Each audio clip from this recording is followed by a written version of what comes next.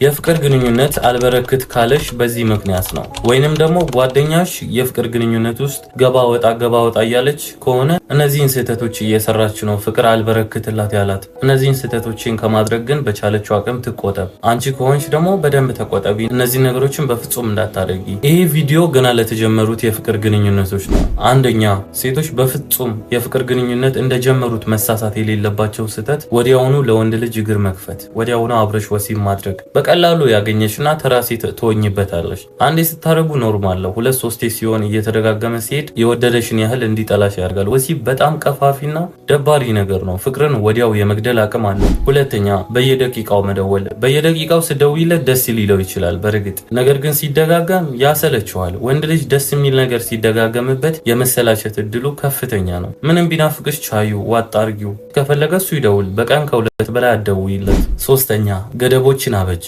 የሆነ መሃላችሁ ገደብ ይኖር። ያለ ገደብ የተመሰረተ የፍቅር ግንኙነት ጉዳት አለው። ንገሪው፣ እንዲህ ሲደረግ አልወድም፣ እንደዚህ ማድረግ የለብህም፣ ወንድ ልጅ እንዲህ ሲያደርግ ያናደኛል፣ በጣም መጠላው ነገር ይሄ ነው ብለሽ ንገሪ ማትወጃቸውን ነገሮች።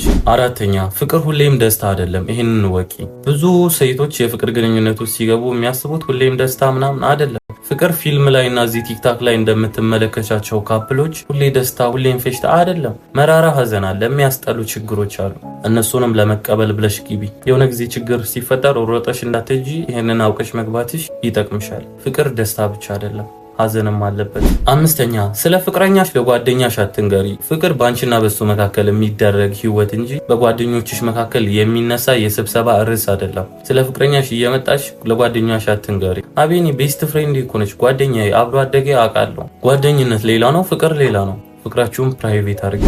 ስድስተኛ፣ ኦቨር ቅናት። ከልክ በላይ አትቅኝ። ቅናትሽን በልኩ አድርጊ። ከልክ በላይ ብትቀኝም ራሱ ዋጥ አድርጊው። የሆነ ድርቅ ያለ ቅናት በጣም ነው የሚያስጠላው። ቅናት እኮ ደስ የሚል ነገር አለው በመጠኑ ሲሆን፣ ፍቅር ሲያሸንፈው። ፍቅር ማያሸንፈው ቅናት አለ፣ ድርቅ ያለ አለምንም ባይነት የተሞላ ቅናት። በፍጹም በዛ ልክ እንዳትቀኝ። ቅናትሽን በልኩ አድርጊው። ከልክ ያለፈ ቅናት ፍቅር ይበትናል። ሰባተኛ፣ ኢዩን ማለት። በየአስፓልቱ እጅ ላይ ተቆላልፋችሁ ገና ፍቅር እንደጀመራችሁ አንድ ነገር ልንገርሽ፣ አይን የበዛበት ፍቅር አይበረክትም። ሁሉም ሰው ያየው የፍቅር ግንኙነት መጨረሻው ቅርብ ነው። ለምን ይመስልሻል? ብዙ ጊዜ እዚህ ሶሻል ሚዲያ ላይ የሚመጡ ጥንዶች ዛሬ ሞትላታለሁ ፈለጥላታለሁ ብለው በማግስቱ ካልተለያየን እዚህ ጋር ቃል ላያት አልፈልግም የሚባባሉት። አይን የበዛበት ፍቅር አይበረክትም። ስለዚህ ፍቅራችሁን ፕራይቬት አድርጊው። ነገ ላይ ትልቅ ቦታ ስትደርሱ ህዝብ ማወቁ አይቀርም። ነገር ግን ዛሬ ፍቅር ገና እየጀመራችሁ ስለሆነ በድብቅ አድርጉት። ለቁም ነገር የሚበቃው በድብቅና በሚስጥር የተያዘ ነገር ነው። ስምንተኛ፣ ስለ ኤክስሽ ወይንም ደግሞ ስለ ቀድሞ ፍቅረኛሽ ለሱ አታውሪለት። ምን አገባው እሱ? በእርግጥ በወሬያችሁ መካከል